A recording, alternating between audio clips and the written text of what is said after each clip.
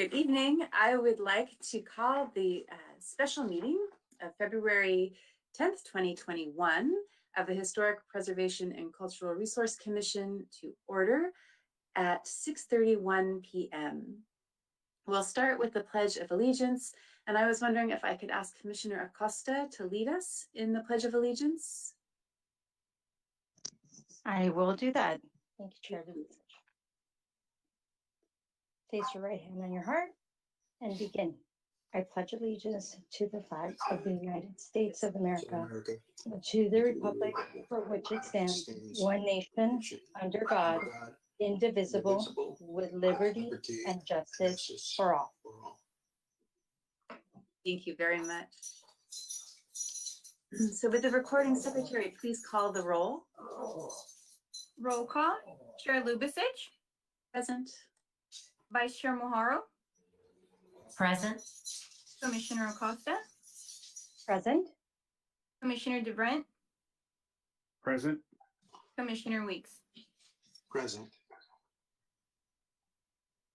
Tonight's meeting is live streamed on cable channel 3 and our online platform. Please email all public comments to hpcrc-publiccomment@sgch.org no later than the time that the item in front of the Historic Preservation and Cultural Resource Commission is being considered. Comments received after the item has been presented will not be read into the record. Comments will be read by the recording secretary, Erica Ortiz, for up to 3 minutes each. To prevent any overlap in comments, each commissioner will be called upon to speak. That brings us to our public comment. So would Secretary Ortiz please read the following? This is the time set aside for members of the public to address the Historic Preservation and Cultural Resource Commission on items of interest that are not on the agenda, but are within the subject matter jurisdiction of the Commission. Pursuant to the Brown Act, the Commission cannot answer any questions or take any action until such time as the matter may appear as an item on a future agenda. Secretary Ortiz, do we have any public comments this evening? We did not receive public comment for this item. All right, then we'll move on to the second item on the agenda, which is approval of minutes. We have the minutes from the November 4th, 2020 HPCRC meeting. Are there any comments on the minutes? I'll start with Commissioner Acosta. No comments, Chair. Commissioner DeVrent. No comments. Commissioner Weeks. No comment, thank you. Vice Chair Moharo. No comment. And I don't have any comment on the minutes. So if I could get a motion and a second. Second. Motion. I missed who gave the initial motion. Was that you, Angela? That was me. Motion to approve. Okay, thank you. So if we could do a roll call vote, please. Roll call vote. Commissioner Weeks. Aye. Commissioner DeBrent. Aye. Commissioner Acosta. Aye. Vice Chair Moharo. Aye. Chair Lubicic. Aye. Motion passed. Vote is 5-0. Right. Thank you. That brings us to our third item, which is 162 West Fairview Avenue presentation. Good evening, Chair and Commissioners. My name is Anthony Alvarado, and I am the Assistant Planner in the Planning Division. The first item on the agenda tonight is actually a presentation for the proposed project located at 162 West Fairview Avenue, planning case number SPR 19-033. Just some brief history. The item was originally considered at the May 18th, 2020 Design Review Commission meeting. The Commission provided comments that with concerns about massing and compatibility. So the action that night was actually to continue it to a date uncertain. Since then, the applicant, Richard Sue, has prepared a PowerPoint showing the changes that he is proposing for the proposed project. The applicant presented this PowerPoint presentation as an informational item to the Design Review Commission at the October 26, 2020 meeting. The applicant is presenting that same PowerPoint tonight to the Historical Preservation and Cultural Resource Commission for informational purposes and to get thoughts on the proposed project.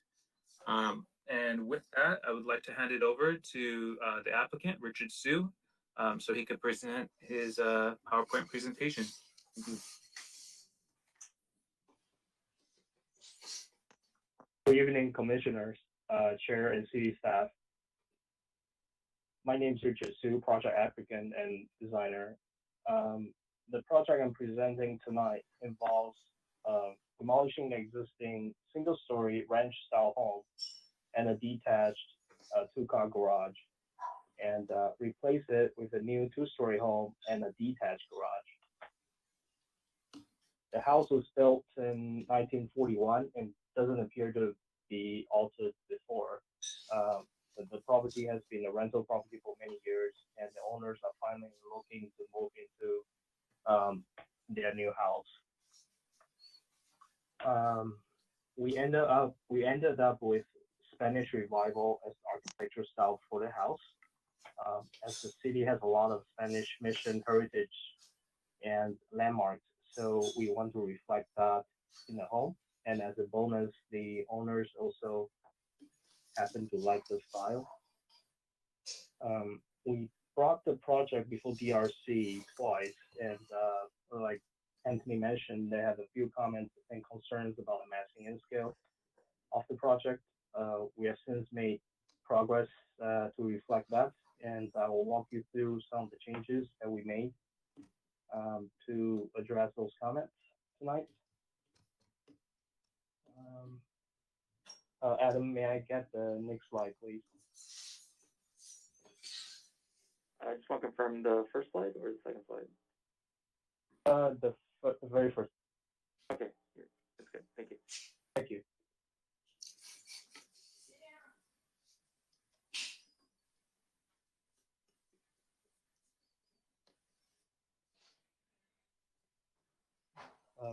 Is it up? I'm having a bit of lag, so I'm not sure if it's up. Yes, it's up. Okay. All right. What you see on the screen is the previously proposed site plan. You will see a two-story house with a detached three-car garage in the back, and there's a front and a side courtyard.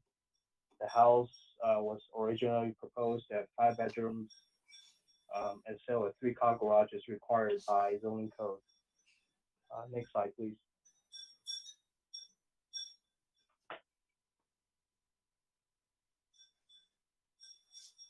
First thing we do is to convert the front guest room into a living room. That allows us to remove one garage and leave a two-car garage. And that also allows us to square off, the rear of the building, which previously has a weird jog for vehicle backup clearance. Next slide, please.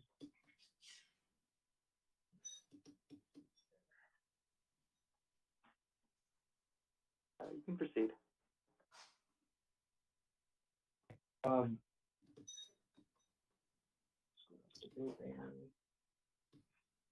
Yeah, so in doing this, this frees up about the lot coverage by about 210 square feet. Next slide.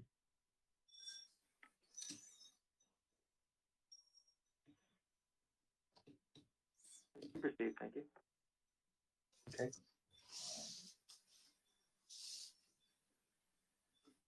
Next slide, please.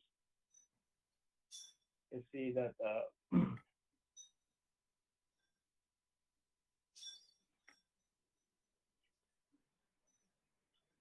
I'm sorry, Richard, you said slide number 5? yes, please. The floor plan, the first floor plan. Okay, it's up now. Thank you. Okay, thanks.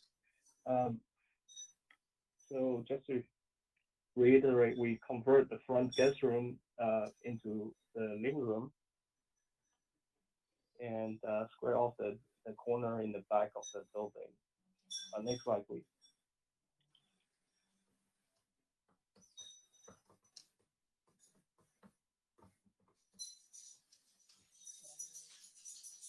did you want me to go to slide number 7? Number 7, please. Yes.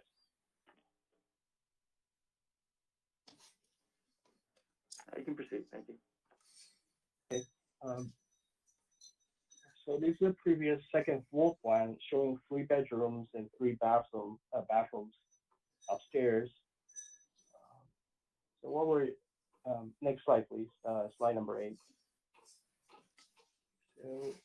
So to address massing and scale towards the street, we removed a bathroom in the front and a bedroom as well. And this allows us to free up some of the floor area by about 150 square feet. Next slide, please.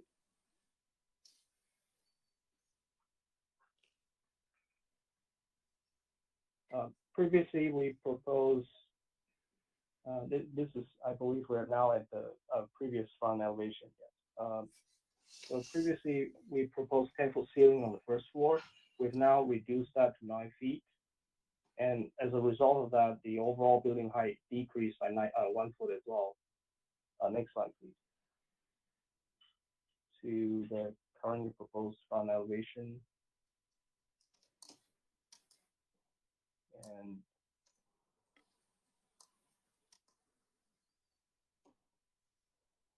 And next slide, please.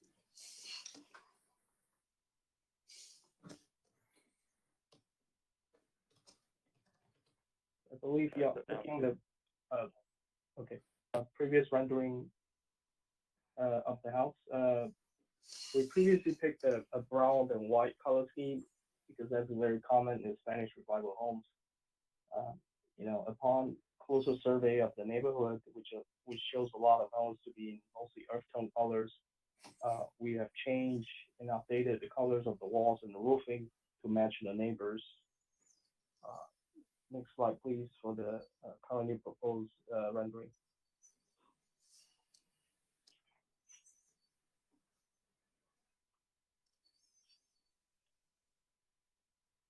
It's up, Richard. Okay. And then if you don't mind going back and forth a couple of times so the commissioners can see the before and after. Yes, we'll do.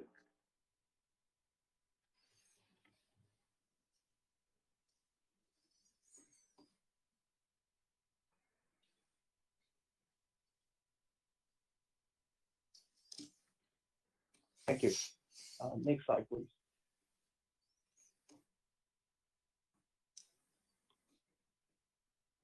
You can proceed. Thank you. Lastly, we did a street view rendering to scale. So as a summary, we adjusted colors to match the neighbors better, reduced the building height to 23 feet and 8 inches, which I believe fall under the maximum allowable height by quite a bit. We reduced the lot coverage and the FAR, the second floor massing towards the street, and we eventually removed 2 bedrooms, 1 bath, and 1 garage. This concludes my presentation, and I will be happy to answer questions.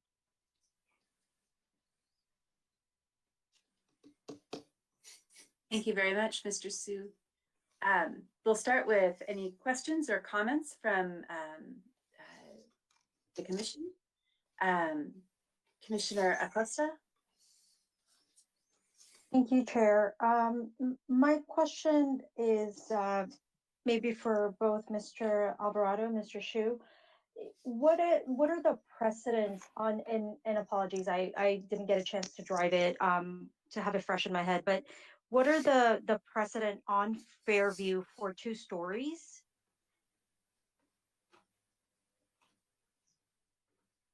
Go ahead, Richard.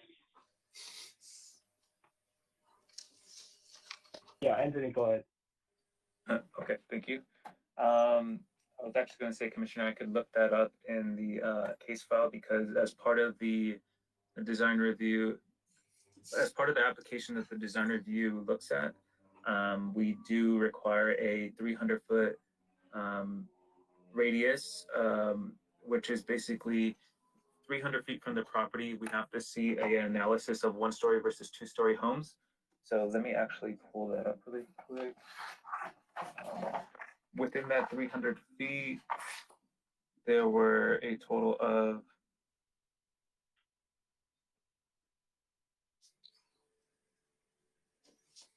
6 properties that were that had 2-story structures.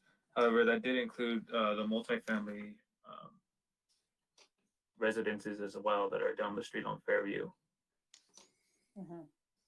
Okay, thank you. Sure. And if you look at the current rendering, you can see 2 houses down. We have a second story to the left side. The second house on the left side, there is an existing second story addition that was done. I'm not sure when. It certainly looks added on in the past 50 years or so. That's probably the closest to our project, Okay, other than the multifamily structures across the street. okay, thank you, Mr. Shu. And then my second question is, what's the height limit per code on Fairview?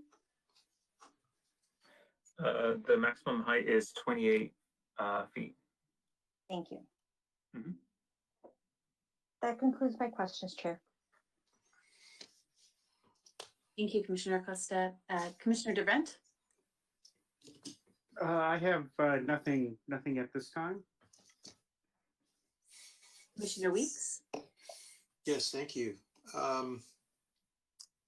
I think I would like to commend Mr. Shu on the modifications to the elevation with the setback of that upper story, stepping it back, puts it a little more in line with the scale of the single stories around it. So that was definitely a good move. Back in slide 6, there was a ground floor bedroom that was changed into the living room. It seems to me that from a design standpoint, that the containment of the bedroom remains. In other words, if it's a living space, I would imagine some walls would be opened up and more of an attempt would be made to activate that entire area of the ground floor rather than keep it walled off as it was in the original bedroom configuration. Again, that's an interior issue, but it just seemed like a little, could have been a little bit better for a living space. So those are pretty much my comments. Thank you, Chair. Thank you, Commissioner Weeks. Commissioner Maharo? Thank you. I do have a question. Are there, I've driven this neighborhood quite a few times, and I'm just wondering, I do appreciate they also went back and that you've also gone back and redone the height. I think it fits a little better with what's existing. My question is the actual design, which I personally love Spanish style, but for this particular area, there aren't a lot of Spanish style in this Fairview neighborhood, which is 1941 or post World War II, whatever. There's they're more, I don't even know how to describe the style, but it's teetering on almost mid-century. Are there any other Spanish style homes in this vicinity here, like even within the Fairview street, which happens to be the main street into the village?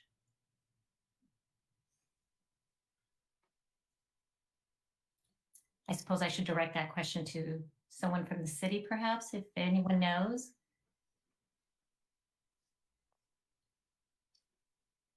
Yes, so I'm actually pulling it up on my computer right now. I don't believe that there are any. I'm kind of just scrolling down on Google Maps right now. It doesn't appear that there's any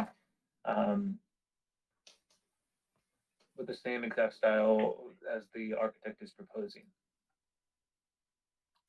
Okay, thank you. That is all. Thank you, Vice Chair Maharo.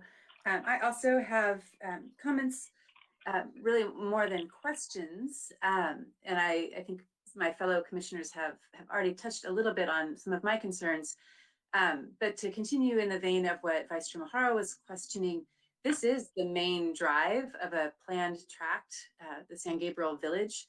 We've long as a commission discussed the historic potential of this as a district for the city. And so having a design, an architectural design that is really so out of step with the planned committee is a bit of a concern to me. As city staff is confirming, there are not many examples of Spanish revival in the village. This really is much more indicative of the years leading into World War II, the population booms, and then coming out of World War II. And so I'm a little concerned with the architectural style of the home being incongruous with the neighboring homes. And then given the particular fact that it's on that main drag and so close to Circle Drive, that's really the very heart of the tract that Percy Bilton put together back in 1938. And so I guess in a comment, I would maybe put to the applicant and architect to consider the context in which this home is situated. Character and setting are important. The character of this neighborhood is really not one of Spanish revival. And so while I do think that the scaling and mass are improved, the architectural style doesn't speak to the village and the history that it reflects. I appreciate the attempt to make it blend in terms of color, tone, but again, the overall style of Spanish revival is something that's of a concern to me. I'm also just concerned in terms of districting this then being a non-contributing feature in a relatively significant part of the San Gabriel Village. And so that is another comment that I have. I will echo what Commissioner Weeks said about the setbacks. The massing is much improved. I think the neighbors to, I think from my orientation, that would be the east will probably appreciate the setbacks on the second story, so you're not peering quite so much down into their property. But from the perspective of the Historic and Cultural Resource Commission, I would be happier seeing a building and structure that actually fits more in the character of the village than one that you're matching to the overall character of the city. I think this is a very particular district and it merits particular attention in that regard. I also want to say thank you. We know that you're here voluntarily and we appreciate it very, very much.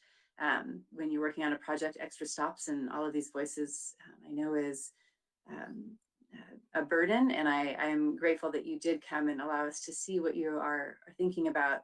I would love to be able to continue to help and to work to create a project that really does reflect the unique character of the San Gabriel Village. Those are my comments. Are there any public comments on this item? Let's see. I'm sorry, I misspoke. It is time for public comment on this item, and any public comments should be emailed to hpcrc-publiccomment@sgch.org. Secretary Ortiz, have we received any comments on this item? No public comment for this item, Chair. Thank you.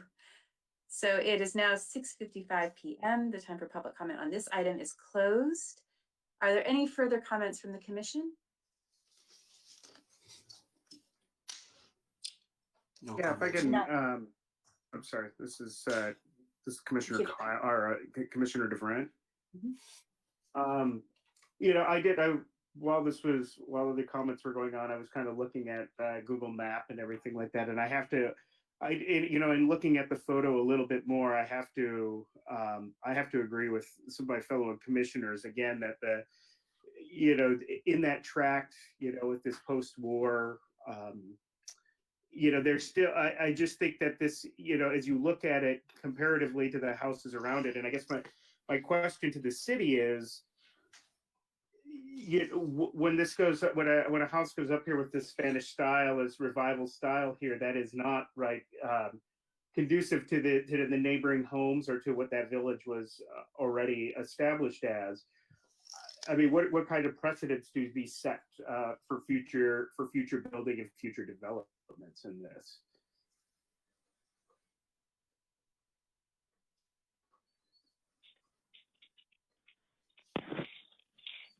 Yes, Madam Chair and members of the commission, I will start, and Anthony or Matt can jump in at any time. So essentially, the project before the commission this evening is to present the proposed style to the commission. As mentioned by Madam Chair, this property is located relatively close to the San Gabriel Village Urban Design Strategy area, the planned area, which was created in 2012. The property is outside of that strategy plan, as well as the other properties on the street. These items were discussed with the project designer as well as the property owner, and it was their choice to move forward with the style, to present it before the Design Review Commission as well as to the Preservation Commission.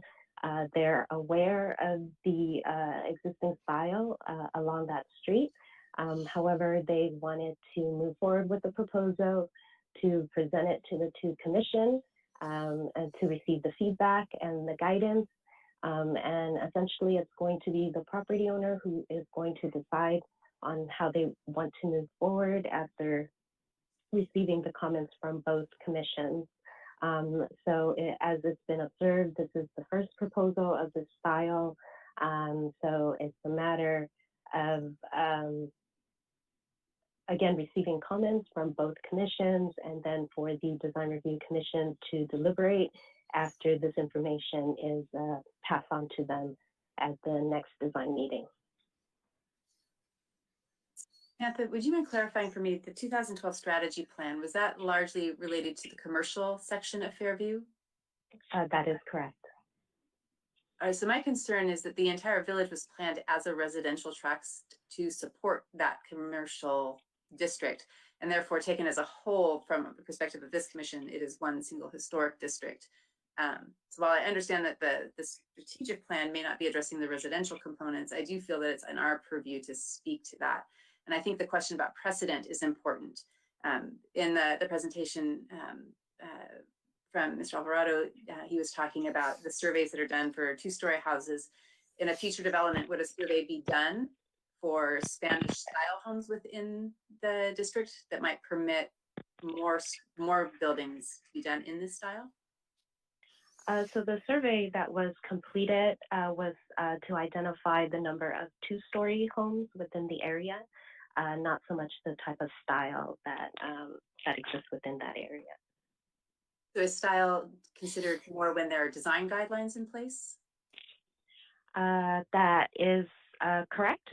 When there are elements, or there is a certain, I guess the example that I would think of would be properties within the Mission District specific plan or the Valley Boulevard specific plan, but within residential areas outside of specific plans, then there would not be a survey on style. Thank you. Commissioner DeBrent, I apologize. I stepped in on your questions. If you have others, please continue. No, that does. I appreciate that, and I do think that, you know, as we discuss this a little bit more, and I know that these conversations can be difficult, especially if this commission that is kind of that's purpose is to kind of preserve these areas that are historic in nature, and to look at them and to blend, you know, new construction into those, you know, the already existing. A Spanish revival, in my opinion, and if anybody disagrees with this, please, let me know, but would be more towards the, more towards the Mission District itself. I mean, the Spanish style, and I think that that's difficult, especially with with when you're going through these and coming up with plans and everything else like that. And I mean, I don't even know, as far as what a city rule is or what neighbors around them think, but I do think a precedent is really important here, as to if you're going to provide somebody an opportunity to create a style that maybe is not, that may be in general with the mission of the mission being in San Gabriel, but this house being somewhat separated from that and outside of the context of what that area was set up to do. I think that's something that we have to be concerned about. I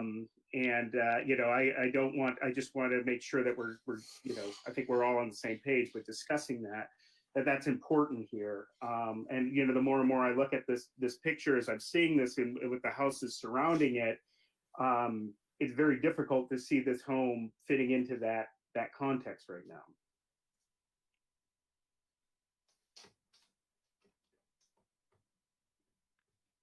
Are there other comments or questions from commissioners?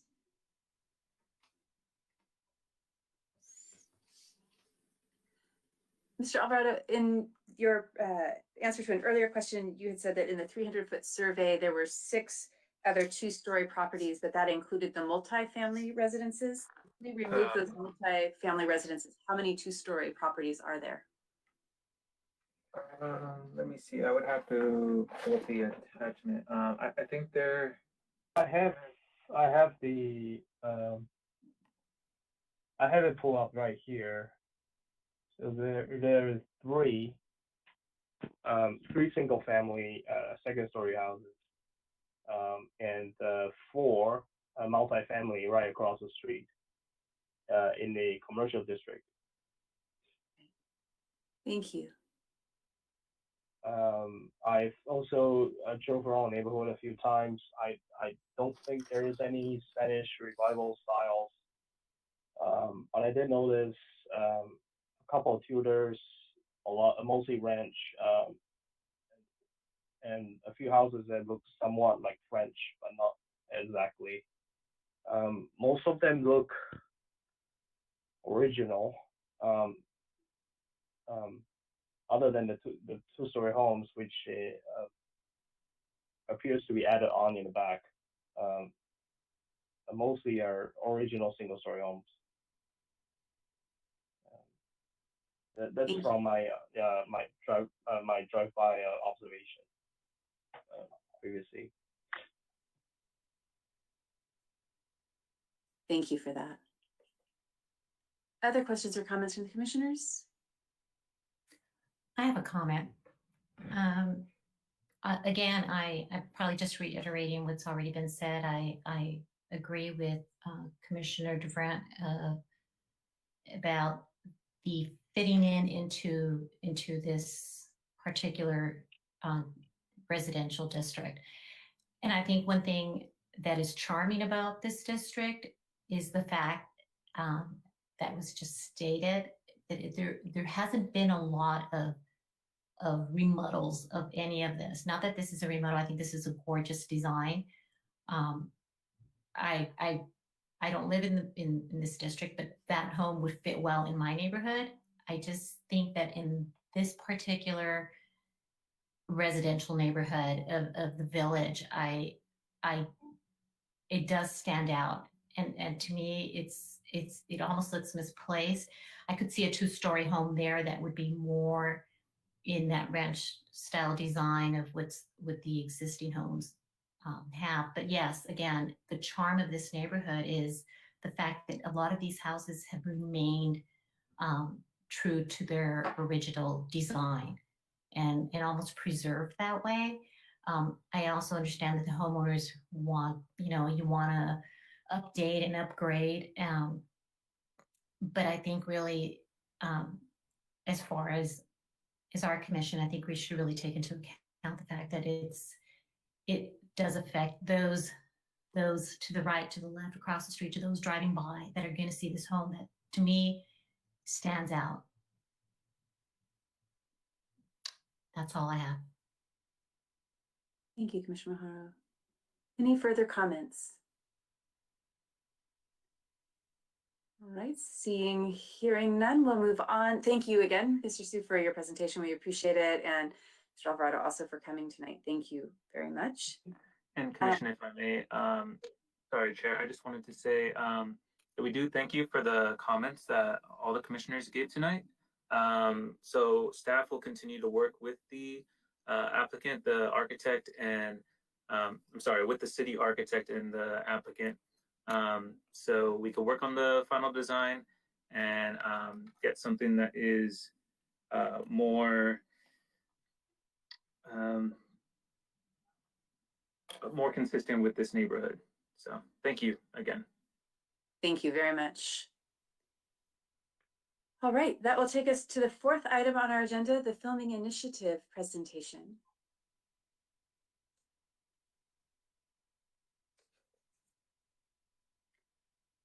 It looks like tonight's presentation will be made by our Economic Development Manager. Good evening, members of the Commission. My name is Dominica Megredician. I'm the Economic Development Manager at the City of San Gabriel. Next slide, please. The item before you is an update on some of our efforts regarding film friendliness initiatives that we've recently taken on. And I promise I'll get to why this relates to this commission in just a few short slides. So as you may know, the City of San Gabriel, in response to the ongoing pandemic, has a 10-point plan for recovery, resiliency, and reinvestment. This plan has really guided us in our efforts in responding to the pandemic, providing assistance to our businesses, pivoting our own services to where City Hall has been closed to the public, but we have not experienced a lapse in service. We've completely been able to virtually assist the community. And also it's given us an opportunity to create some new programming that's hopefully here to stay beyond the pandemic. These are efforts in reviewing outdoor business opportunities and outdoor dining where we didn't already have some, and some other facilitation efforts. One of the efforts under the 10-point plan is a prioritization of an industry well known to the Los Angeles County, but something that our city hasn't always been so great at tapping into, and a great marketing opportunity for our community. So the Los Angeles County Economic Development Corporation, better known as LAEDC, and Film LA have had an initiative for a number of years to really promote and keep filming dollars, grow the industry here in Los Angeles. You would imagine having Hollywood and Burbank and studios and actors all in LA County, that would be a no-brainer effort. Although a number of years ago, other states became very aggressive and were able to kind of leech some of these filming dollars by providing tax incentives, permitting incentives. And so it really became a aggressive kind of competition to try to keep them here. So through Film LA and the County of LA, they created some best practices in film permitting and fees, trying to keep the costs down, trying to do what we could to keep things in California, but especially in LA. And the effort is to attract and retain film dollars here in LA County. As you know, any of that type of economic development effort stimulates the local economy and creates jobs in our communities. And at a more local level, an effort like this for a city like San Gabriel comes with ancillary economic benefits, such as utilizing our hotels in town for accommodations, the use of our gas and convenience stores for any items that they need while they're in town, purchasing the supplies, working with some of our restaurants for catering. Next slide, please. So in bringing this forward to council, council was very supportive of the idea. We've had two recent items before council. In October was a film-friendly initiative where we signed on to the LAEDC's efforts looked at our filming process, looked at our fees, set a temporary, more aggressive fee schedule that aligned with LA County, making us a little bit more competitive. We took that as an opportunity to look at what other communities were charging, how they were facilitating, and implemented some of these best practices in our own services and response to inquiries. And then more recently in December, the approval of a filming and facilities use agreement at 410 Mccrory Street, which is a city-owned facility, the building just between where Community Development's extension office is and where City Hall is. For the longest time, that facility had been dormant. Years ago, had been used for a storage facility, and kind of had, gotten, for lack of better terms, kind of tired. If the city was to look at utilizing that space, there was going to be some significant improvements needed there. We got very creative with this December 1st item and really trying to attract one of these big film productions. The film, by the way, is an indie film. The producers are the Russo brothers of Marvel fame. So we're really working with them to get our name out in the film community. But also this was a good opportunity where in lieu of paying rent, they're actually making $10,000 worth of improvements to the facility and returning the facility to the city in March with those improvements. Next slide, please. So some of our staff efforts that we have gotten started on and will continue is to market the city facilities and sites to film scouts. Economic development team staff has already facilitated a couple of film tours where we showcase maybe a couple of our historical sites, partner with a hotel to show some of the accommodations, promote some of the cool happenings and offerings that San Gabriel has, such as the Blossom Market Hall that's coming online, some things that make us really unique and attractive.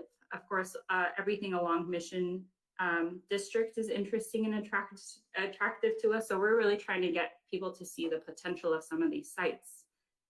We've also used this as an opportunity to continue improving upon our film permitting process and fees. We look at it as a continuous improvement, something that we're learning as we go about, and making sure that we're staying on the cutting edge of what is the end users, the customer service, and the end users experience, so that they keep coming back and that they tell people in their very small but connected industry that San Gabriel is good to work with. Again, this promotes the city as a film-friendly city and promotes some of our local businesses for their non-film needs. And the reason we're here before you tonight is in these items, when we were in discussion with council, one of the things that council really wanted to ensure was that, yes, go forward, market the city. We want to be friendly. We want to get our sites out there. But we also want to make sure that we're taking the precautions, setting in guidelines to protect our sites, especially those that are historical sites, because we know and we fear that if something happens to it, there goes your historical site. So there's great caution that we intend to take and guidelines that we need to put out there. That being said, staff did extensive research of other cities, and especially ones that we know of that have a lot of filming potential, maybe even their own film office. Cities such as Pasadena, Santa Barbara, some places that have a historical core, even have a mission. And we were actually very surprised to find that they didn't have a set of specific historical site guidelines, protection guidelines, kind of do's and don'ts of when you utilize a site like that. So what we've gone ahead and done is surveyed a number of different communities, number of different agencies, and pulled together our own list of guidelines. And on the next slide, whoops, I got ahead of myself.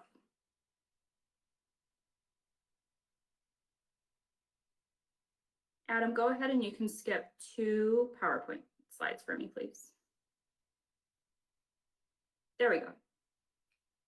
So what we went ahead and did was to draft some guidelines and kind of for your consideration, for your consumption tonight, and a little bit of your reflections and your guidance on this would be much appreciated as well, because we thought we'd have something to work off of and really ended up pulling together what we thought was going to be all encompassing and kind of catch all. So with that, Some general guidelines such as the natural, cultural, and recreational resources should be protected. Kind of obvious, but something that must be stated. Permits requesting any unmitigatable threats to the resources shall be denied. Currently, in our film process, once a applicant fills out and the application gives us the details of what they're doing and we're reviewing it, it allows the different departments in the film permit review to look at it and figure out, you know, is this gonna need a street closure? Do we need to have someone from fire or PD on site? Are there any live burns? Are there any, you know, car race scenes and things like that that would create threats to the safety of the area or need some extra precautions? And so any requests involving what we would determine to be unmitigatable threats to any of our historical sites and resources would be denied if we didn't feel comfortable that we'd be able to mitigate it. Every effort would be taken to prevent loss or degradation of any artifact or cultural materials or site. The site would be returned as is condition prior to filming or photography events. Any on-site set prep work would have to take extra precautions to protect integrity of the site. So something I will share with you, something that we've learned is there's a lot of arts and crafts that takes place with site preparation and set preparation on a film. And so there's painting needs and kind of welding of things together and putting furniture together. So making sure that doesn't actually take place on site or at a part of the site that would threaten the integrity of the site. And then accidents happen. We try to be really thoughtful and proactive and make sure that there are safeguards. But in the event of anything occurring on site, that the film agency or representative immediately contact their point of contact at the city to notify them and work on, figuring out what the remedies are. So with that, we can move on to the next slide. That concludes my formal presentation to you, but I would like to hear your feedback on some of these guidelines. And thank you in advance for hearing this effort. And we look forward to your input. Thank you. Thank you very much, Mrs. Mccrory. We'll start with commissioner comments, and questions. Commissioner Acosta. Thank you so much for that great presentation. I just had two quick things. Ahead of you identifying that this could be a possible new way to pivot, was there any sort of interest from any specific filming inquiries or anything of the like that came to the city ahead of this? Thank you, Commissioner. And Adam, if you don't mind, can we go back to the previous slide just so we have the guidelines in front of us? So it wasn't a interest necessarily that set this off. I actually came from another agency in Los Angeles County, and this was one of the efforts that I had undertaken there. And when I learned that San Gabriel hadn't already undertaken this as an effort of saying, we're open for business, we saw a real opportunity there. San Gabriel does have a level of interest. It's not a huge moneymaker for us yet, but I hope to change that because I think that this is definitely an industry that we could have a real place in LA County.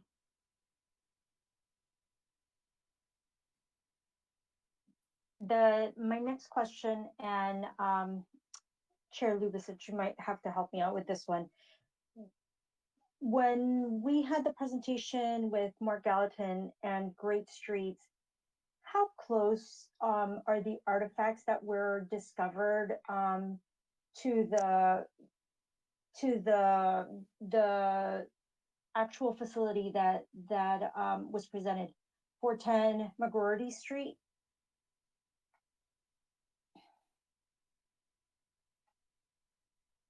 For some reason in my head, I have it that there is proximity from that building to some of the artifacts that were recently presented a few meetings back. I'm sorry, Commissioner, is that a question for me or for planning? No. That was just for planning. I apologize. Thank you. Thank you. Yes, Madam Chair and members of the Commission, this is Samantha. So the artifacts identified would be in the alleyway, the driveway. And so right now the filming activity is occurring within the building. There is standard parking that's still taking place outside. However, actual filming is not occurring within that area. So you are correct, Commissioner. It is around that area that the artifacts are in the driveway space. Thank you so much. I just wanted to be able to bring that up as one of the points, being that this is, I mean, I think it's great. Any sort of additional revenue stream and any sort of opportunity that gets us in the public eye and in the rest of Los Angeles as being basically the birth of Los Angeles, I think would be great, and it would be good PR and marketing to be able to bring in some dollars. I just wanted to be, and especially being that, you know, our purview here is just to be able to preserve as much as we can. So just wanted to bring that up for discussion or at least commentary. Thank you. Thank you, Commissioner Acosta. Commissioner DeVrent? Thank you for the presentation. This is really exciting for me. I spent my professional career in the film industry, so to hear that San Gabriel is I've always wondered why it wasn't, because of a lot of the, you know, the great areas that are here. And I mean, if you just look at, you know, post-war, you know, architecture in the, you know, in the San Gabriel Village and everything else like that, are these great opportunities to have a different look for everything, and to bring those, you know, this the film industry here. I mean, you have a high school, you have a middle school, you have, you know, all of these things that can be reused over and over again, right, for an ongoing series or something like that. And, you know, I would think the most critical areas of what we're talking about here and protecting would be, as you go, you know, as the Mission District and the Mission itself being very, very, you know, critical for protection and everything else like that. And so, like I said, I think this is really exciting. I think, you know, when film crews come in, they tend to use the facilities in the areas around there to purchase things if they need to, and crews tend to stay over and enjoy restaurants or whatever it is afterwards too, right, before they drive home in a lot of cases. So this is really interesting, and I would think that maybe what we would probably need to do is, you know, put kind of a system of tiering of like what the most critical areas are that would need the most scrutiny, and giving guidelines to film crews going into these areas that these are, you know, that these are really, you know, delicate sites and whatever it is, and maybe having somebody there would be critical. And if it, you know, it may be a historical area, but it might be a little bit more robust and can take those things. But I think you are correct when they go in and they want to make something, you know, painting the Mission to make it look more, you know, to the time may not be something we'd want them to do, right? So, you know, those are the things that we would have to be very critical of. And I guess my question is with all of that, you know, as exciting as this is what do you do about something like the Mission that is the Diocese of Los Angeles? But do they have purview over that, you know, those types of things, and that the city of San Gabriel just really doesn't have that much influence on it? Or how does something like that work? Of course. Thank you, Commissioner. Adam, I'm going to bother you one more time. Can we go back one slide? So I glossed over this because I, in my mind, had a different layout of my own slides. But the film permit process is a thorough process, Commissioner. There is an application, a review of the application. And then once we've reviewed it and kind of determined, so it goes down, I don't need to walk you through this. But if there is interest in a site that is not a city-owned facility, which we have had, and that's usually been the case, this is really an effort to not only promote city facilities, but continue promoting other filming efforts in the city. If the site is a commercial property, for example, the landlord or the property owner does need to sign off on that application. And we have learned to follow up with them and make sure that they are, in fact, the current leaseholder or the property owner. So kind of in working through this, we've also learned some hard lessons and things that we are assured to be very thorough in our review. Part of that is also reviewing liability and insurance, making sure that the city is indemnified because we are part of the permit process. But long story short, if there is interest for somewhere like the mission would have to be interested in having the filming on site and would be part of that review and approval process. Okay. And I think that there's like some ancillary, you may not be filming at a historical site, but if you're thinking about like the Mission Playhouse or something like that has a big parking area, and they might want to park trucks and stuff in those areas, right? So that you have these big parking lots and big areas that are there, and that has impact as well. And those are where a lot of the traveling in and traveling out and driving, actors and, crew back and forth to those. So there's a lot of wear and tear on that. So, and, just as about the excitement of this and how these seeing, sites in the area can kind of intrigue people and go, where is that? I was just watching the Denzel Washington movie on HBO this weekend, and Bun and Burger was part of the of the shoot. And again, it's like you always see that, you get very excited, like, oh, I know exactly where that is. Or if you don't know where that is, you go, where is that cool place, right? And so so this is a really exciting thing, and I'm all for it. And film friendly, especially with that's a major industry in this city, is a really good thing. But I hear all of the the concerns about historical areas and things like that, and that's definitely something we should be aware of. So this is really great.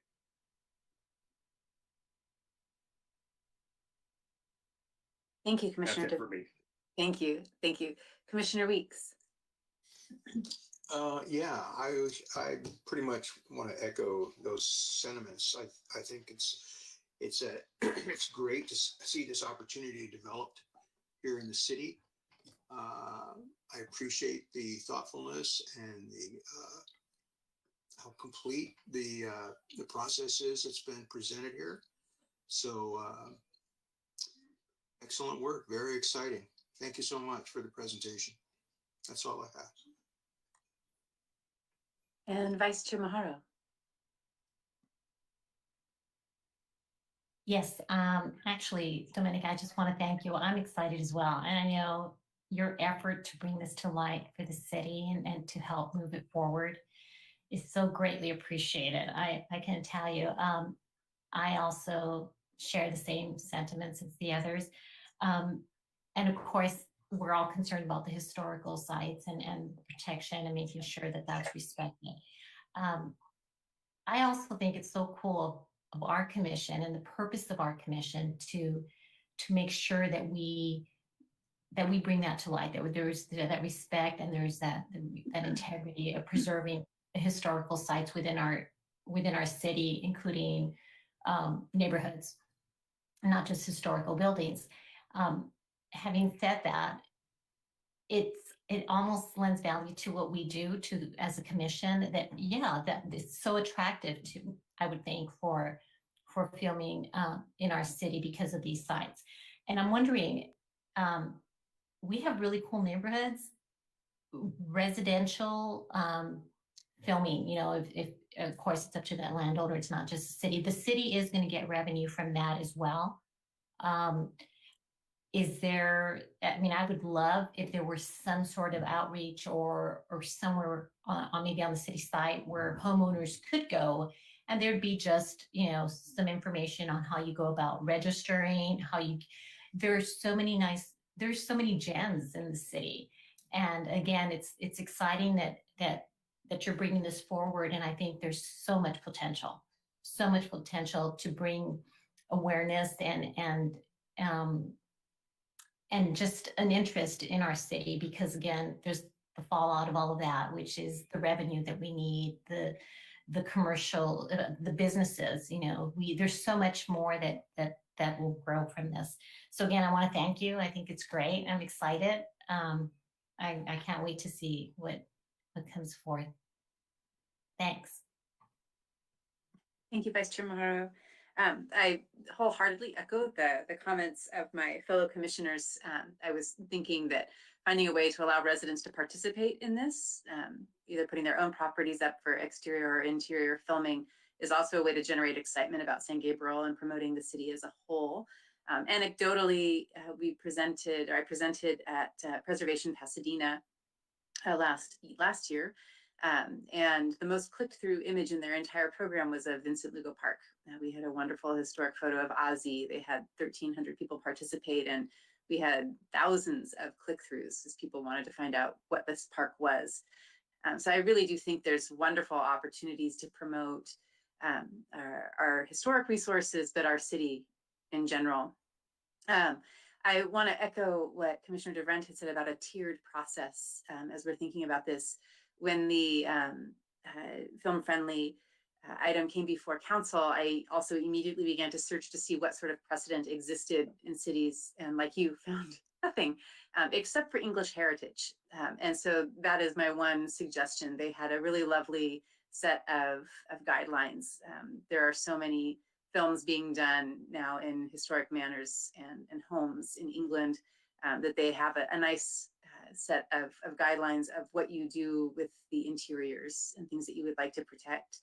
And in that tiered approach to some of our historic resources, I thought it might be helpful if we did sort of a walkthrough of sorts at some point and created a guide sheet of just calling out the things that need particular attention or protection. And I'm thinking of the tapestries inside the playhouse, which, if damaged, would be irreplaceable. I'm thinking about the surface treatment on some of the creatures down in La Laguna that may need some particular attention. But having some sort of guide that could be part of any filming permit at those particular sites might be a nice user-friendly way, a nice way to interface with interested parties. But thank you so much for this work. We are very excited, and I think in part we all serve on this commission because we want to promote the city. So this is a really wonderful opportunity to do so. Thank you, Chairperson. And if I may just take up one more minute of your time, I would be remiss to not mention that we currently do process residential permitting for filming, but that is a great suggestion for us to have an effort in marketing some of this, one, to our residents as an opportunity for them, but also to help facilitate some of that. And thank you, Chairperson, for your suggestion. I'll definitely look at the English heritage.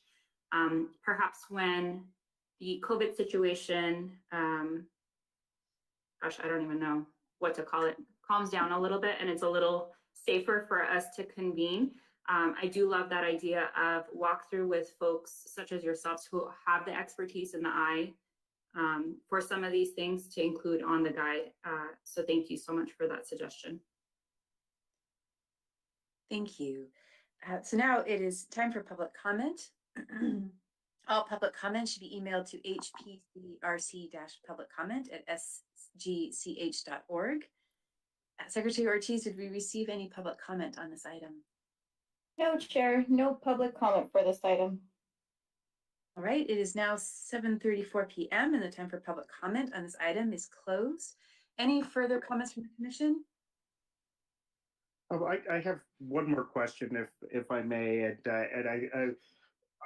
you mentioned it in your presentation as well, but for location managers who are looking for areas, do you have a list of like areas that say, you know, mid-century neighborhood or, you know, post-war neighborhood that you might be, you know, interested in, you know, that you'd be interested in? I know for homeowners, and I think, you know, it was mentioned in one of the comments too, that there is a website that you can place your home in, you know, and location managers can go and look at it and flip through it. But, you know, those types of things to say, if you were looking to film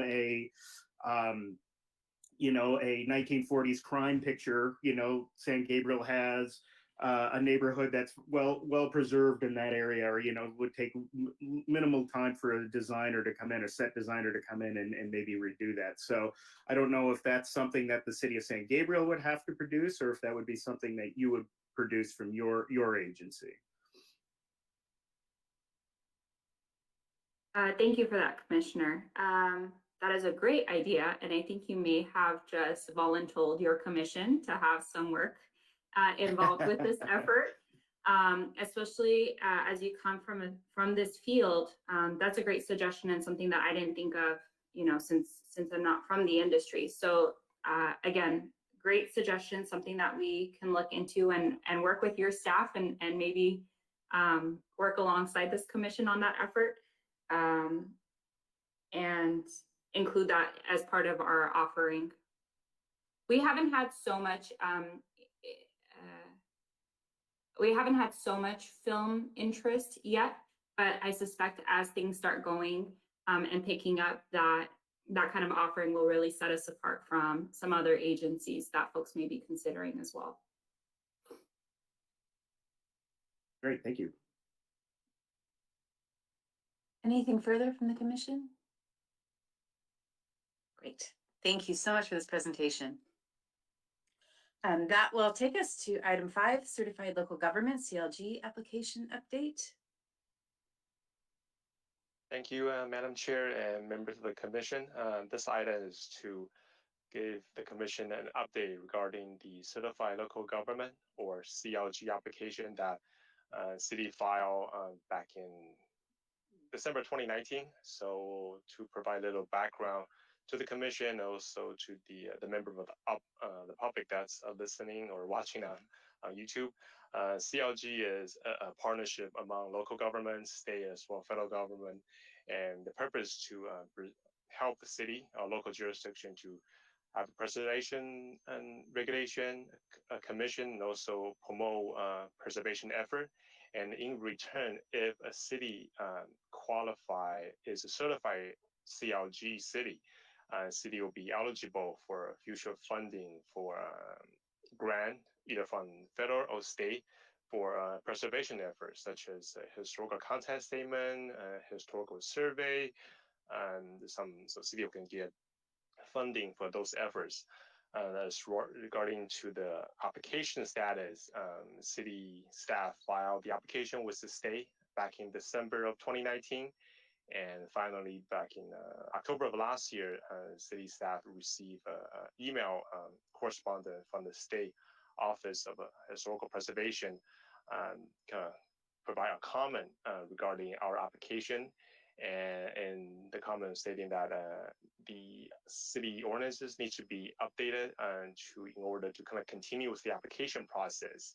And what city staff respond to these state officer is that city would like to get an official correspondence or a written letter or memo from the state, so we can have a better, clear, concise idea what section of the code needs to be modified in order for a city to continue with the certification process. And so far today, city staff has not received that official letter or memo. It is important for staff to receive some type of official letter or a memo from the state, because we don't want to go through the whole process updating a section of the code, resubmit it to the state, and realize that another section of the code needs to be updated.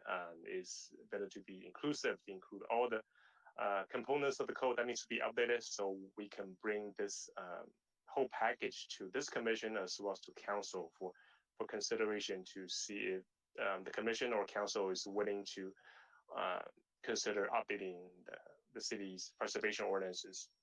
So the item for you tonight is to kind of note and file the staff report, so we can give you an update regarding this application, and staff is ready for your questions. Thank you. Thank you very much, Matt. So I'll start with Commissioner comments and questions. Commissioner Acosta? No comments or questions at this time. Thank you. Commissioner DeVrent? No comments or questions at this time for me. All right. Commissioner Weeks?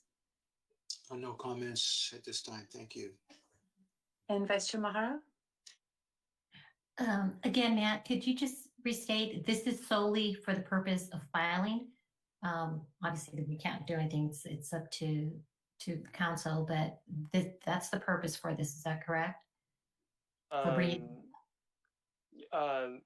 City staff already filed the CLG application with the California State.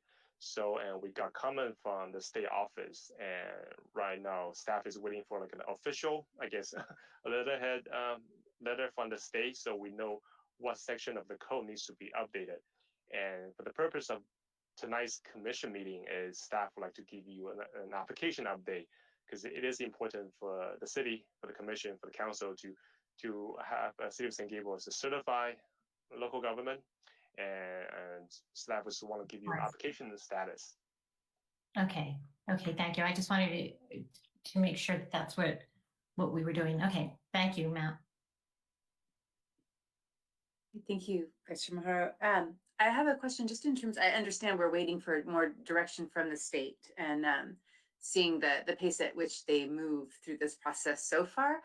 Is there any value in just doing either outreach back to the consultant who helped with this project to see if they've been made aware that this type of language is not being accepted for CLG, and if they have suggestions of revisions, or conversely looking at other preservation ordinances that might give us some direction on what type of change we would need to make to this automatic designation element in our ordinance?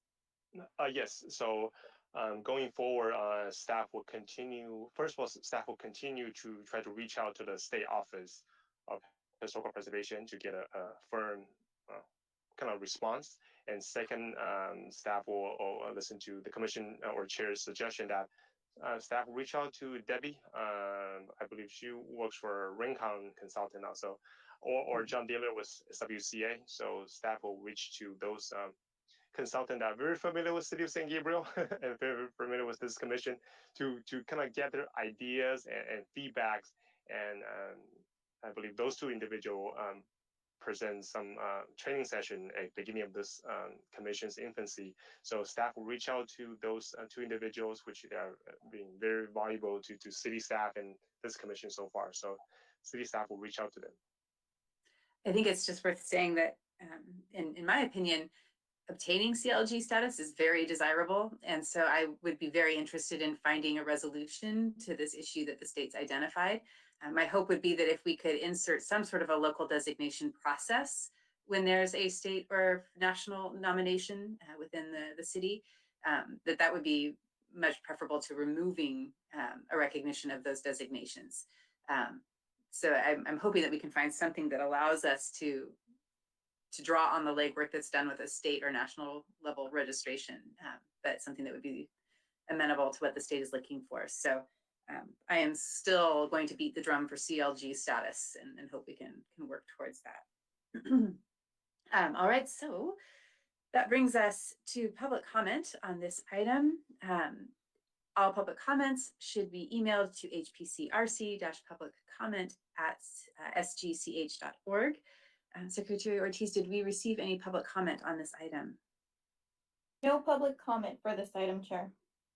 All right, so it's now 7:44 p.m. Time for public comment on this item is closed. Any last comments from the commission? All right, so that takes us to item 6, the historic context statement update. Yes, thank you, Chair and members of the commission, and staff is very excited and very pleased to have our historical context statement consultant, ARG from Pasadena or LA. We also have the Katie Horick as well as Andrew Goodrich from ARG to give this commission an update regarding the historical context statement project that was first before this commission back in October, and the related matter that Commissioner DeBrand was talking about, film initiative. And this context statement will actually help because you will identify the theme within the city, whether it be the period, the architectural style, the context. So hopefully that will tie into the film initiative presentation that Dominica was giving out earlier. So I would like to turn out to Andrew Goodrich from ARG to provide this project update. Andrew? Great, thank you, Matt. Can everybody hear me okay? Okay, great. So good evening, commissioners. Thank you so much for your time. We're really happy to be back here before you today. So my name, like Matt said, is Andrew Goodrich. I'm here representing ARG. I'm here with Katie Horak, also from ARG. We're both on this meeting. And really the purpose of tonight's presentation is twofold. First, we wanted to provide a status update on what we've been doing since we last met with you in October. And second, we wanted to take an opportunity to walk through the draft historic context statement outline that was recently submitted to staff. Next slide, please. So with all that said, we'll start by providing you with an update on how things are going. Next slide, please. The last time we met with you was back in October. The purpose of that meeting was really to introduce our consultant team and to introduce our work plan to you. There's been quite a bit going on behind the scenes since then. In October, we started conducting our background research. In addition, ARG and city staff worked together to create a web page that is dedicated to the project. ARG created the content, and the city hosts the web page and keeps it up to date. The webpage includes pretty much everything that there is to know about the project. It includes a project summary, a timeline with key milestones, a list of frequently asked questions, a link to some sample historic context statements that are available online, and a list of the different ways that people can participate. The webpage it's a really valuable way to keep the public informed and up to date about everything related to the project and the tasks that have been completed to date. Next slide, please. Also in October, ARG created a public comment form that members of the community can use to easily share information with our team. The form includes a list of very open-ended questions. People are invited to share information about topics or buildings that are important to them, or share sources of information that might be useful to us as we're completing our work. And then on the rear side of the form, on the right side of the screen, are instructions on how to submit it, as well as a list of frequently asked questions about really the purpose and structure and format of historic context statements. Next slide, please. So being that San Gabriel is a diverse community, we worked with translators to produce copies of the form in multiple languages. In addition to English, the form is available in Spanish and Chinese to facilitate participation among members of the community whose first language may not be English. The form is available on the webpage. Forms are submitted to city staff, and city staff then shares them with us. Next slide, please. So in November, we held a community meeting. This was done virtually through Zoom. The meeting was advertised on the project webpage, and city staff also worked with the Public Information Office to help get the word out. We had about a dozen or so people attend the meeting, and the purpose of this meeting was really was intended to be an introduction to the project. So we introduced our consultant team, we walked through our work plan, we devoted quite some time to educate attendees about the purpose, structure, and application of historic context statements. And then at the end, we had a Q&A session. It was pretty open-ended, and we just took questions and followed up. Next slide, please. So in December, the following month, our consultant team conducted a windshield survey of San Gabriel. The word survey is maybe a little bit of a misnomer. We didn't actually formally evaluate or document anything. Really what we did was we took a day and our team from ARG drove every street in San Gabriel, really just to get a sense of the different property types and development patterns that are represented in the city. This really just, it's one thing to read about a place and to conduct research. It's another thing to really see it and experience it with your own two eyes. So that was the purpose of the windshield survey, was really so that we could get a good lay of the land and really understand the context and the goings on of San Gabriel. Next slide, please. So one of the takeaways from our community meeting back in November was that it's just kind of, it's hard to facilitate discussion and interaction through remote platforms like Zoom. I know we mentioned this during our last meeting. We usually hold community meetings in person, and there's something to be said for kind of gathering in the same room and being able to present graphics and maps and have people draw on them and share ideas that way. And we really want to reach out and engage as many people as we possibly can over the course of this project. So we put our heads together and we came up with a bit of a different approach to outreach. Beginning in January, we've been reaching out directly to stakeholders and others who might be interested in sharing information and participating in the project. City staff provided us with a list of potential contacts. This includes a pretty diverse group of stakeholders, including longtime residents, local business owners, advocates, historians, Mills Act property owners, and others who have an interest in the city and its history. So we started by reaching out to those with email addresses. In January, we circulated an email explaining who we were, what the project is all about, and invited people to share information with us, either through email or by scheduling a follow-up telephone interview. Over the course of January, we've reached out to about 30 or so people, and we've had about a dozen or so responses, which has been good. Several of the people that we've been able to reach have also provided us with names and contact information for others who weren't initially on the list, but might also be interested in participating. So overall, we found that this more direct approach to outreach has been pretty productive and pretty fruitful. We've been able to really hear about a range of topics and issues from a variety of different perspectives that will really help us moving forward as we prepare the historic context statement. And I should mention that this is the focused outreach that we're doing is ongoing. We still have some leads to follow up on, and we'll also be reaching out by phone to those without email addresses in the very near future. Next slide, please. So from everything we've done so far, background research, the Windshield survey, and our outreach, we've put together a draft of the historic context statement outline, which was submitted to staff a couple of weeks ago. This outline identifies the major context and themes that we believe really should comprise the basic structure of the document. Next slide, please. So we just wanted to take a couple of minutes and walk you through kind of the outline and kind of our thought process on this. So at the very beginning of the context statement will be a section that prefaces what you see here. We usually refer to this introductory section as the historical overview or something to that effect. And it's really meant to lay the groundwork for the rest of the document. The introductory section will provide us with an opportunity to discuss pre-contact history and Indigenous settlements.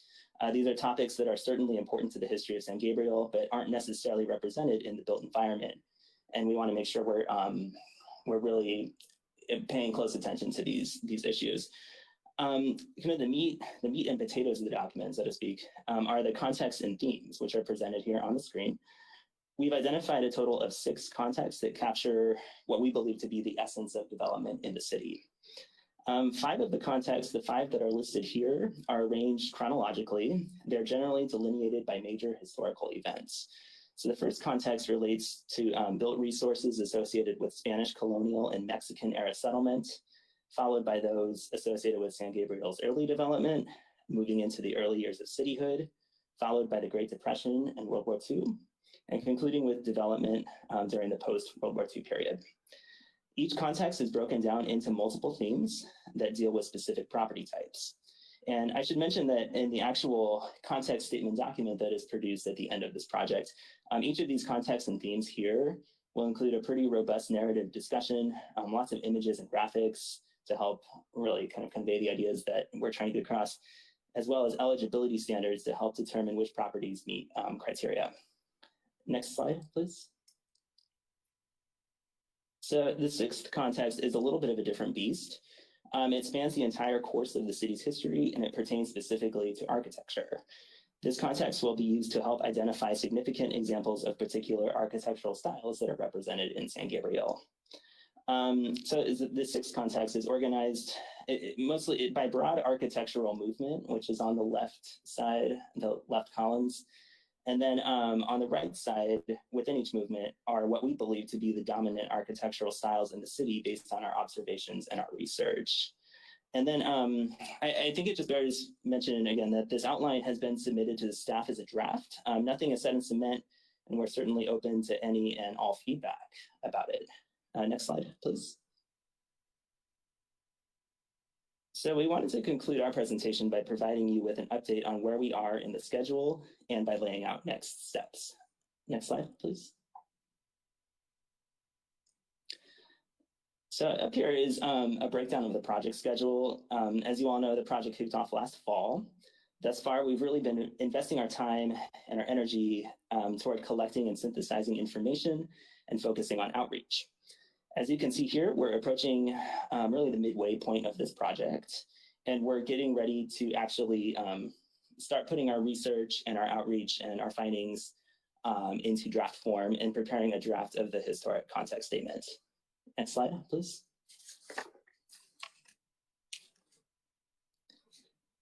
So moving forward, we will be continuing with our outreach. We see outreach as continuing over the life of the project. It doesn't have a firm end date, and we want to interact with and engage with members of the public who are interested in sharing ideas and information as long as is needed. We'll also be working with staff to revise and finalize the historic context statement outline that is currently in draft form. And from there, we'll move full speed ahead with preparing a draft of the historic context statement, which we plan to have done by May of this year. Next slide, please.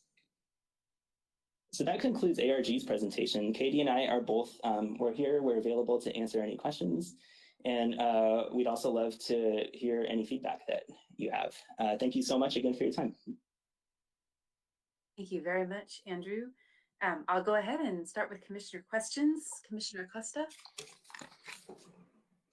So Andrew and Katie, no, just, it looks so great so far. Thank you so much for, I mean, this is just such an incredible effort. In my day life, we do community engagement as well. And I can't even imagine the amount of stuff that you guys have to do during a pandemic. So kudos to you for doing the survey and for thinking creatively on how to get as much information as you've been able to get.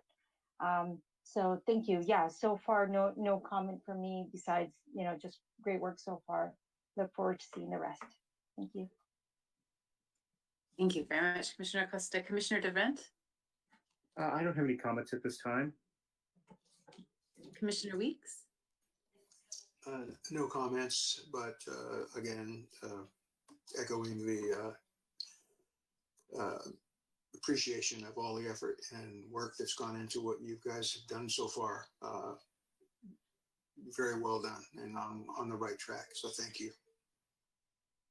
Thank you very much, Commissioner Weeks. Vice Chair Mahara. Yes, again, thank you, Andrew and Katie. Quick question. The survey is ongoing, you stated, is that correct? The outreach component, the public survey? Yes. Yes. People are welcome to submit information at any time. Oh, okay. So we can continue sharing that email, yes. Whatever. Okay. Yes, great. Absolutely. Thank you. Thank you. Thank you, Vice Chair Mahara. I do have a couple questions and comments in terms of your outline. I was very grateful to hear that there's an overview that would locate the 6 contexts that you've identified within the framing of prehistory. However, I'm a little bit concerned that that doesn't stand as a context section in and of itself, particularly given that our ordinance does call out the prehistory of San Gabriel. And some of our more exciting presentations before this have been the archaeological sites and excavations that have taken place. The ACE project with the railroad certainly yielded some interesting artifacts related to the First Peoples. And then more recently, the potential of dwellings that were found under the parking lot or in the alley also speak to that period. I'm a little concerned that we're not calling out Tongva as a legitimate presence in our context statement prior to the arrival of the Spanish. As a historian, that sounds a little bit like West and the rest to me, and I am concerned that we're not really giving the resilience of our Tongva and the persistence of their culture enough credit by not specifically identifying them as a theme. And I don't know if that can be something that's broadened in the first context statement. I realize that so much of this is drawing on what we can actually see in the built environment, and that makes good logical sense. But I do think that cultural landscapes are a big part of our discussions with Tongva leaders, Gabrielino leaders, Quiche leaders.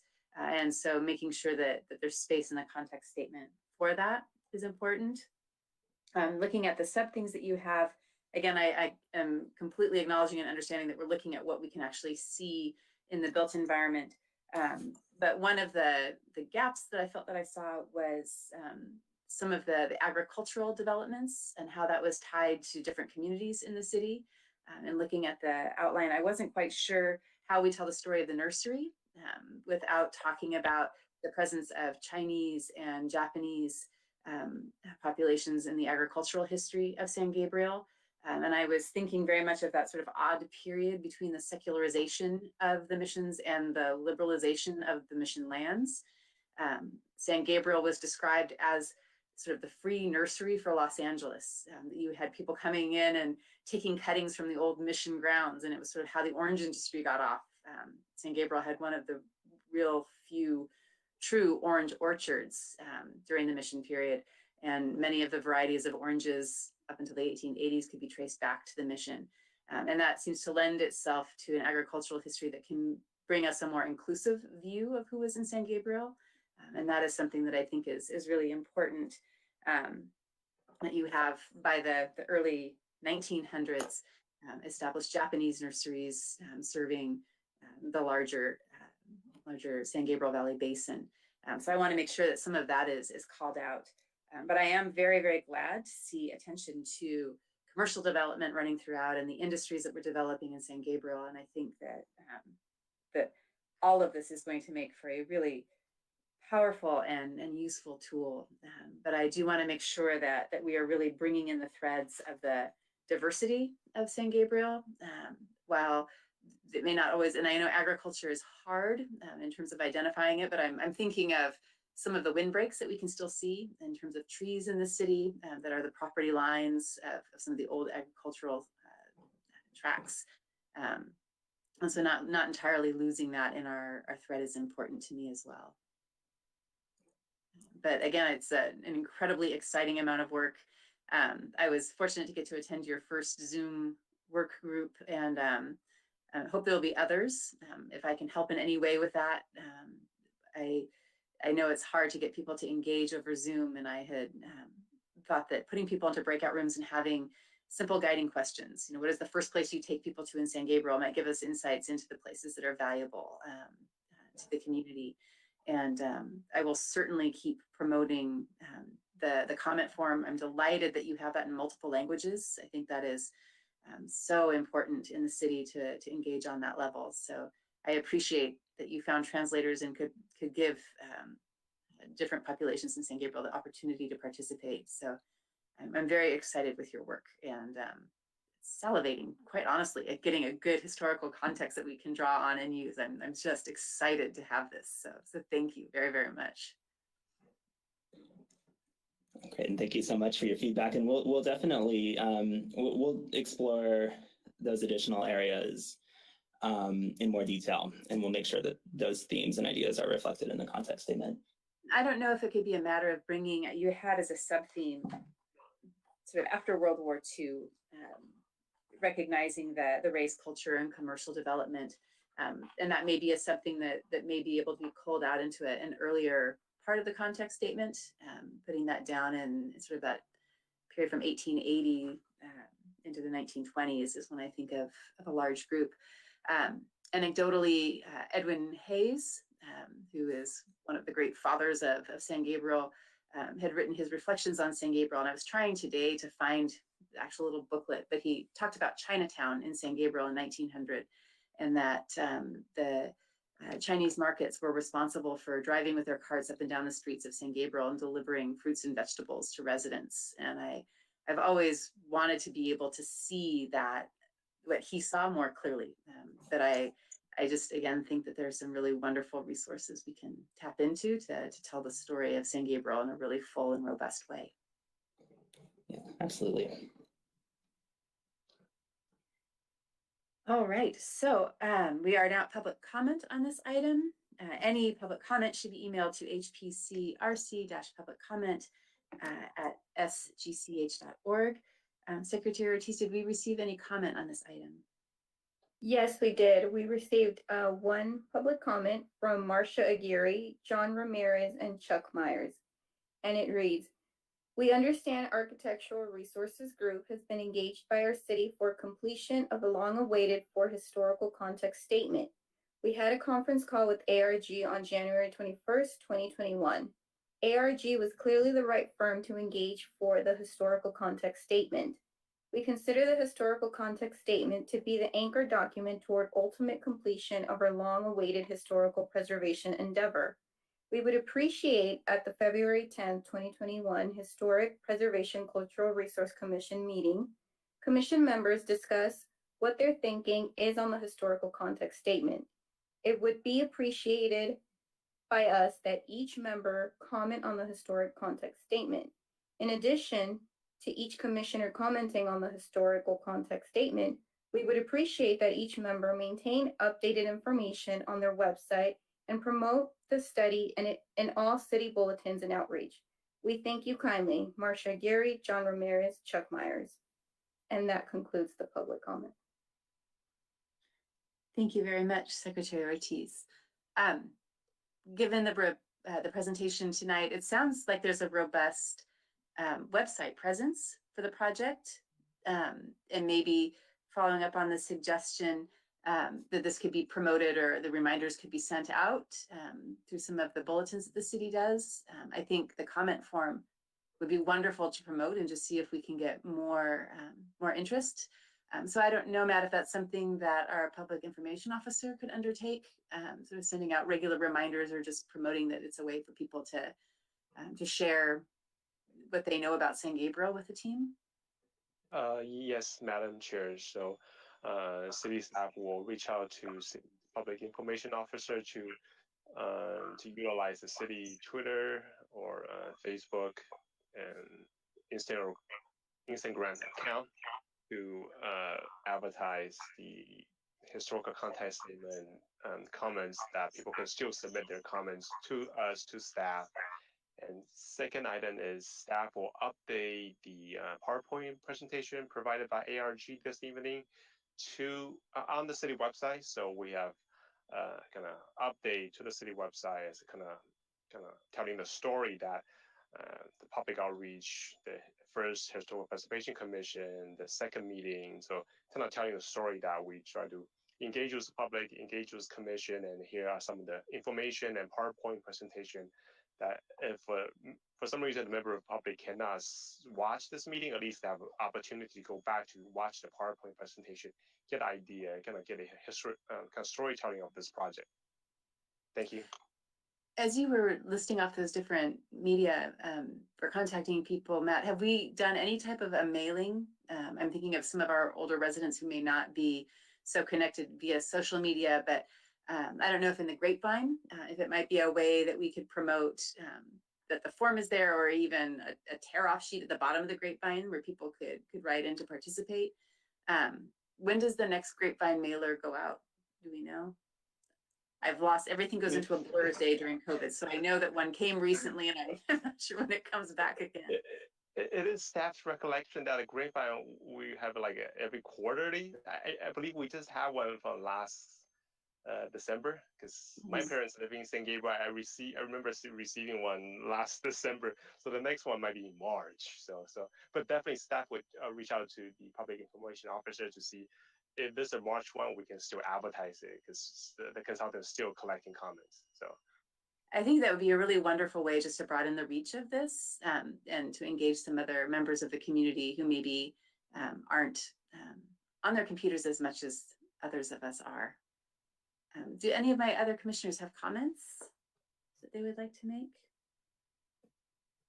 Sonia, you were just echoing what I was going to say. Is there any way that we could get it in the mail to have a different reach, and then just making sure that the dates coincide with Katie and Andrew's timeline?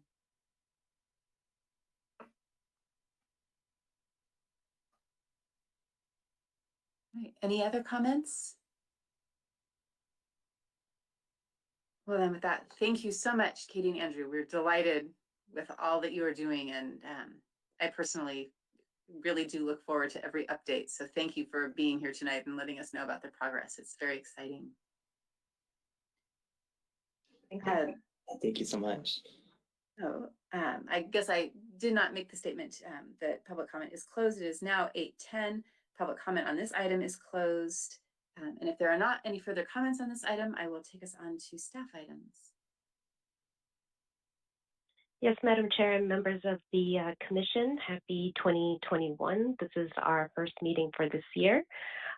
There are no updates for this meeting, with the exception the city has kicked off its general plan housing element update project.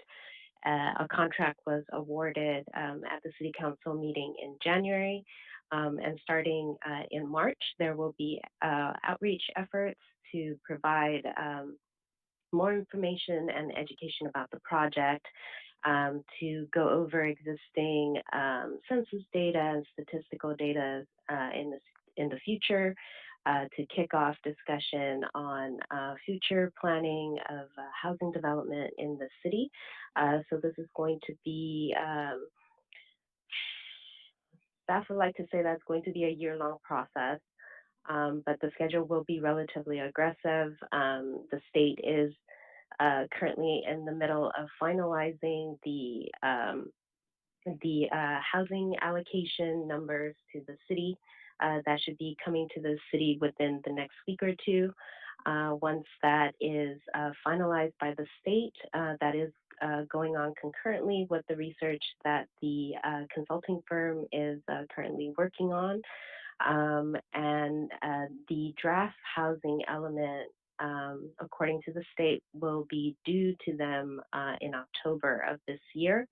As long as the city, and this is all cities throughout California, as long as the city is able to get a draft by October, then there is the opportunity to ask for an additional time extension to continue to work on a final document. So it's an aggressive schedule, but staff will provide updates as information becomes available in the next couple of months. So that is the big project that will be occurring this year. And the timing of it, along with the historic context statement, it's a great opportunity to really just get more information about the city and the direction that is going to take within the next 8 years, which is the planning period for housing elements. And this concludes the staff's update. The general plan is definitely a big project. So thank you for letting us know about your work with that. This takes us to item 8, Commissioner comments and conference or meeting reports. Each commissioner may address the commission on matters of general information and or concern. This is also the time for commissioners to report on conferences and or meetings that they have attended. So Commissioner Acosta? No further comments tonight, Chair. Thank you. Commissioner DeVrent? No comments at this time. Commissioner Weeks? No comments, thank you. And Vice Chair Maharo? No comments, thanks. I had a couple things that I wanted to bring to people's attention. Hopefully you all got the email from Matt earlier today about the talk that Mel Green is going to be giving on the mission. I think the title is Hard Hat Talks, so I'm expecting it to be very technical, but Mel Green is marvelous, and he has such a long professional history with the mission that I'm really looking forward to hearing what he's doing and what is happening at the mission. I am asked all the time what is happening at the mission, and I am looking forward to being able to come back with some really good answers, even if I'm not exactly sure what all the terminology is, but it'll be a good learning opportunity. So that was sent out via email today, and it's a pretty easy to register, but it's something I'm looking forward to listening to.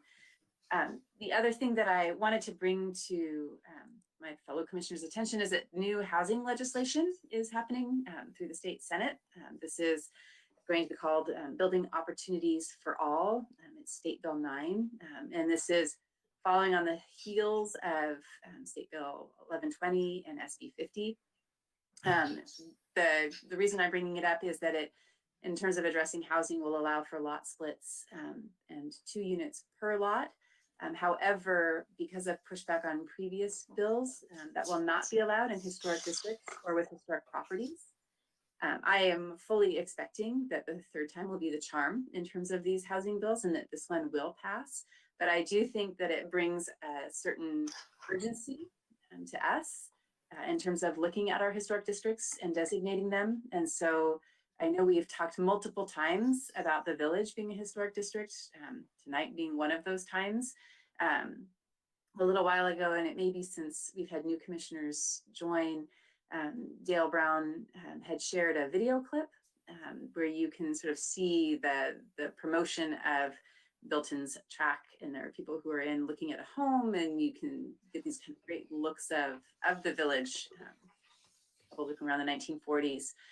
But the thing that catches my eye in that little video clip is that there's this map of what I would think could be the foundation of a historic district in the village. He has a couple who are picking their track, and they are looking at a map of the footprint of the San Gabriel village. And so I really would love to maybe put this on an agenda at a future meeting to see if we can put together a work group to look into how designating the village would happen. I know we would need buy-in from property owners. I believe our ordinance requires a little more than 50%, 51% of property owners to be in agreement. So it would certainly be something that requires a lot of work, but I certainly think it is worth looking into our historic districts and finding ways to protect them. I also wanted to ask staff if at our March meeting we could get an update on what's happening with the RFP for the preservation architect. We had received an email about that, and I would just like to know where we stand in that process or what's been happening. So that would be a nice thing to get an update on. And then the last item I wanted to bring possibly again for discussion in March is May is Preservation Month. And I think in light of the pandemic and the struggles of small businesses, it would really be wonderful if we could use that month to highlight some of our legacy businesses in San Gabriel. If we could do a weekly little blurb or something on Facebook, maybe talk to some of the longtime business owners and hear from them a little bit of the story of their business and really try to drum up some local interest and support for them. I think it'd be a really wonderful way to bring attention to some of the economic recovery that is needed, but also preservation. I drive the streets sort of afraid to look to the side to see what's closing or gone. Having Wilkie's lose their lease was really hard. I nearly swerved thinking that Al's Bar was gone. I have to still walk down the street and see if that's true. But there's just some, I think, that have really suffered, others that maybe have thrived. We've certainly eaten our fair share of Petrillo's pizza at my house. But I really think it would be a wonderful way to combine those two. So if we could have that possibly as an item to talk about and plan for a more visible celebration of a Preservation Month in our social media, that would be wonderful. So I think that was my list of comments. And I'll just keep saying California Preservation Foundation, a lot of the other organizations are doing free presentations during the pandemic. It's really wonderful being able to jump into a Zoom lunch talking about a particular thing, but I would encourage my fellow commissioners to take a look at some of the preservation sites. LA Conservancy, Pasadena Heritage, California Preservation Foundation, all have really wonderful opportunities to learn about elements of preservation, architects, styles, you name it. There's a lot happening online. So that concludes my report. And I think with that, we are finally at item 9, adjourn the Historic Preservation and Cultural Resource Commission meeting to the regular meeting of the Historic Preservation and Cultural Resource Commission on March 10th, 2021 at 6:30 p.m. I would be so delighted if it really was going to be at City Hall. I expect we'll all be on GoToMeeting yet again. I did not have any cats attack me during this meeting, although the dog was here for a while. So we are all dealing with our unique home environments. And thank you everyone for your questions and comment and for all of the work I always look at our agenda and think, oh, that's it. And then we get into the meeting and I think, oh, we did a lot. So thank you, everyone. I really appreciate your time, and from the staff, the sweat and tears that are a part of all of this. So with that, at 8:20, our meeting is adjourned. Thank you. Stay safe, everyone.